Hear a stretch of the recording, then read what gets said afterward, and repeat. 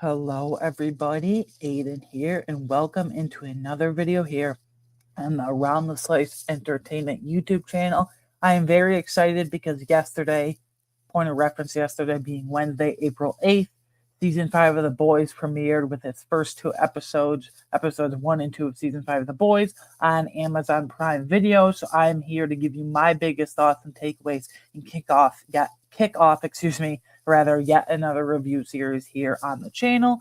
Without further ado, let's get into it. Before we get into these two episodes specifically, though, I want to give you guys a quick background synopsis / my experience with The Boys. So real quick, right off the top, seasons 1 through 3 of The Boys are some of the best television I have seen in years. I think they're awesome. And then we get to season 4. Unfortunately, I felt, and a lot of people agree, it seems online and stuff, I felt that it was a big step down, easily the weakest season by far. No debate there. I even thought something like Gen V Season 2, which I just recently caught up with and finished as well, a quote-unquote spin-off, was better than Season 4. In Season 4, the writing, unfortunately, took a big step down, I felt. A lot of characters, a lot of main/side characters, hell, even were shafted, in my opinion. Not given much to do. Wasted potential with a lot of characters. I mentioned the concerns, step down with the writing, but most of all, there were just a lot of subplots crammed in there that I felt like they didn't need. It felt like one big setup season, but now here we are with episodes 1 and 2 of season 5, the meat and potatoes, if you would, of today's discussion. So right off the top, I just want to say, for a point of reference, this is, combining these two episodes, this is not easily, because I think the season premieres besides season 4 of 1 through 3 are all pretty damn awesome, if you ask me, in my point of reference opinion. But season 5, these episodes combined, this is my second favorite season premiere of the entire series. Behind only season 1, of course, because I think like the setup of literally the entire series with the season 1 premiere is truly, truly perfect. Truly perfect stuff, in my opinion. That will never be matched, but this is a close second. I don't want to say by far, but this is my second favorite premiere. We don't waste any time with recapping season 4. We don't need to do that whole exposition nonsense again that television shows like to do these days.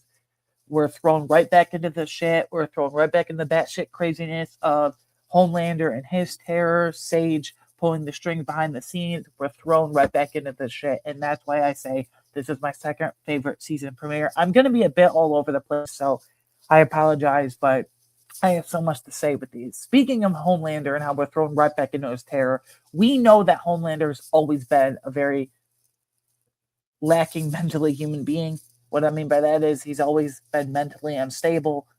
But this season feels like more than ever, he's very much so unhinged.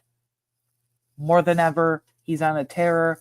More than ever, he's on a warpath for Butcher, which we'll touch on later. He wants to kill anyone, literally anyone, everyone in his path. So Homelander to me looks, if he wasn't already unhinged enough already for you as an audience, he's the most unhinged he's ever been. This is the true climax of his character, if we can even get more of a climax.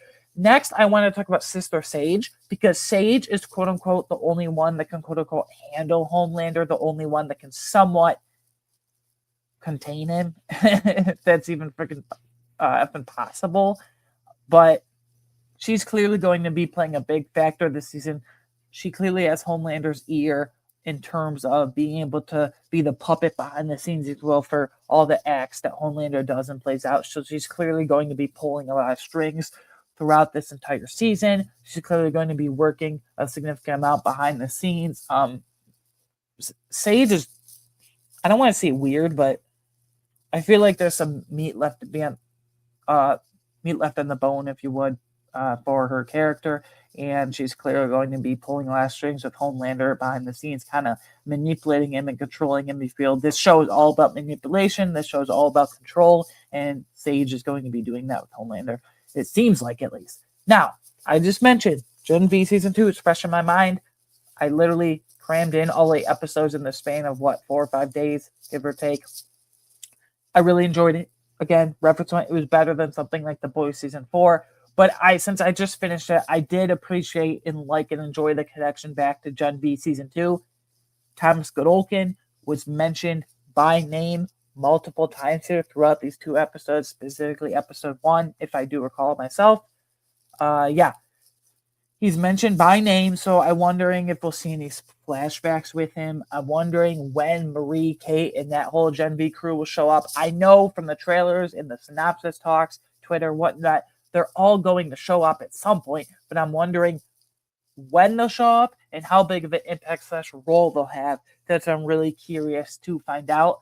I imagine we won't have to wait very long for that whole crew to show up because at the very end of Gen V Season 2, they were all recruited and initially accepted to join literally join the group of the boys in the fight against Homelander, in the fight against Vought in the soup. So that'll be very interesting to see when they show up and then how big of a role / and or impact they will have.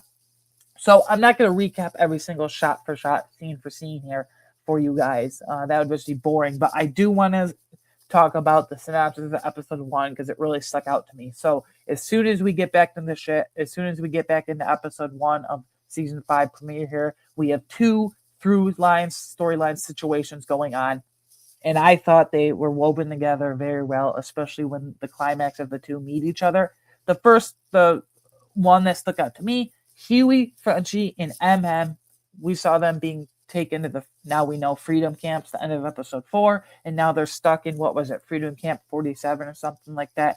They're trapped, and then we have Kimiko, Annie, and maybe to an extent A-Train, although he doesn't really want to do it, devising a plan to break them out. And speaking of devising a plan to break them out, the escape scene, perfection out of the Freedom Camp. It was batshit crazy, but yet so intense and awesome at the same time. There were, unfortunately, people dying all over the place, innocent people dying all over the place. There were powers being used. There were many soup powers going on. No one knew what was going on. It was insane, but in the best way possible. The boys, if you think, the minute you think the boys can't do anything more batshit insane, they do it more batshit insane. Never doubt the power of the boys. That's just what I have to say.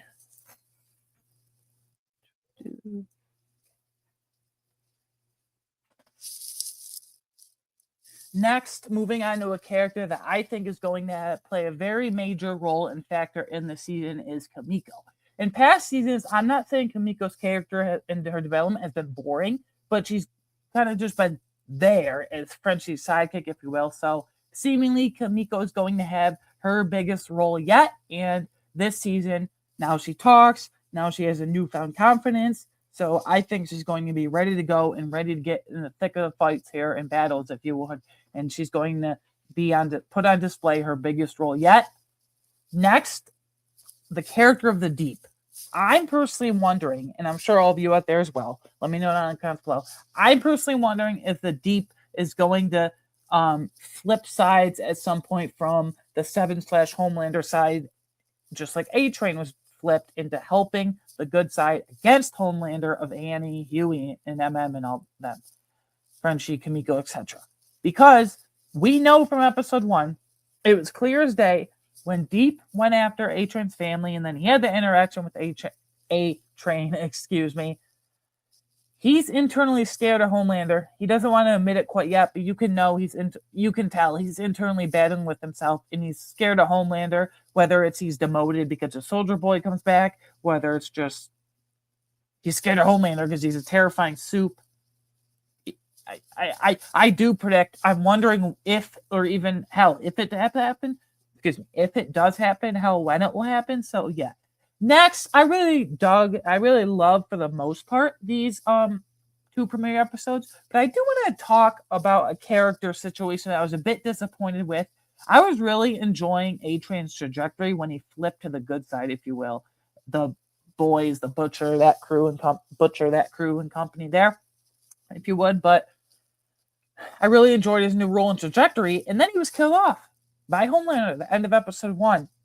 So personally, I was just, this might be a me thing only, I don't know if you guys agree, but personally, I was a bit disappointed with how early on A-Train was killed off here. If you want to kill him off in a few episodes, there's the middle of the season, give or take or so, fine, but I feel like he could have been on the good side for a bit longer. He could have actually been an asset to the team a bit longer. So this is just a personal gripe, if you even want to call it that. I was just personally a bit disappointed with how A-Train was treated in terms of being killed off very early on. Now, it's fitting that he was killed off literally by the hands of Homelander, and then they pin it on Starlight, but I felt like he could have been there for a lot longer. Next, Soldier Boy is arguably my absolute favorite character of this entire series. So it was nice to see Soldier Boy back, at least in some capacity, even though mainly if it was just for one single episode for the most part. We see at the end, Homelander's kind of grieving because after all, he is his father, even though it's kind of effed up dynamic. But he says, why does everyone keep leaving me? And you can clearly tell he's mentally unstable from that. And I think this will lead into Homelander even being more unhinged, if that's even possible, of losing his father in Soldier Boy. And that's just going to take him on a warpath, literally and figuratively, after he mourns and grieves him. Next, I think a lot of people have been sharing this sentiment, but for the stakes of the show, for this show to go out with a literal and figurative bang, Butcher and Homelander, point blank, both need to die by the end of this season. They've been on warpath with each other for many seasons now.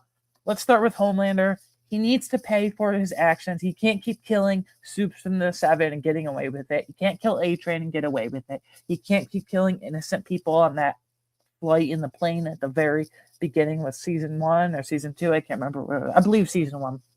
The flight. He can't keep getting away with this shit. So he's got to pay. And then Butcher, whether it's the cancer, or wait, he doesn't have the cancer because he took the V, but whether he has the consequences of the V, whether it's just a warpath with Homelander, I think he needs to die too. So someone from the good side being Butcher, someone from the bad side being Homelander, they both need to die. The writers need to kill them off just to have stakes. This is the final season. Go out with a bang. You need to have stakes for this show. If neither of them die or both of them don't even die, I'm really going to question the writing. So, and next, it saddens me to say this, but personally, I do predict that one of Huey, Annie, or Kamiko will also die at the end by the end of this season. I think there's going to be an emotional sacrifice there. So it's not just Butcher and Homelander needing to die for the major deaths by the end of the season. These don't need to die, but I do predict, just to reiterate, I do predict that one of Huey, Annie, or Kamiko is also going to die. Right now, I'm leaning Kamiko. I think her newfound confidence is going to get her in trouble at some point this season. But I feel like someone out of these three is going to have to give an emotional sacrifice and really pack a punch with the audience and have an emotional ending and sacrifice.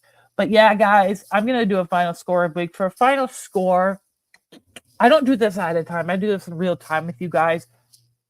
I'm leaning 9 to 9.25 out of 10. I'm going to give it the benefit of the doubt because it is The Boys, and after all, this was a phenomenal premiere. I'm going to give it a 9.25 out of 10. Again, my only slight hesitation with it is the writing and handling of A-Train, because I was a bit disappointed with how early on, really, literally at the very end of episode 1, he was killed off, how early on he was killed off as a character by in the hands of Homelander. So that's my only slight nitpick / gripe, but everything else was great.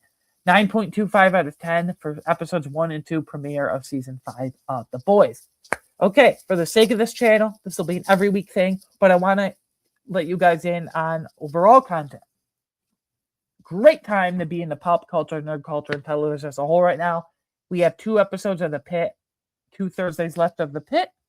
We have Daredevil Born Again going on right now. I was on vacation when the first few episodes of that premiered. I'm going to catch up and then check in with you guys at episode 5 again next week. Every Wednesday going forward, based off of today's video, we will have a new The Boys episode to review. And then literally just a few days from this recording, season 3 of Euphoria is premiering on HBO and HBO Max. We have, the Punisher special in May. We have X-Men 97, season 2 of X-Men 97 premiering this summer.